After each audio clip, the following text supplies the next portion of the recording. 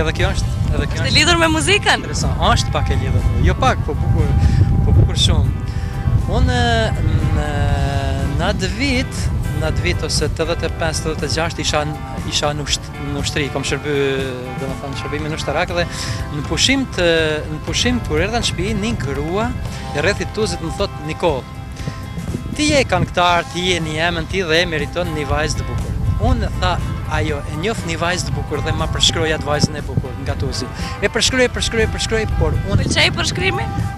Pritit, po të tregoj tash. Dhe u ktheva unë pa e pata, u ktheva prapë në ushtri dhe në bazë të atij përshkrimit unë imagjinoja atë vajzë të bukur dhe krijova këngën Oj Lulja Malsis, këngë kjo ndër 2-3 këngët më të cila është edhe letër njoftimi im si këngëtar.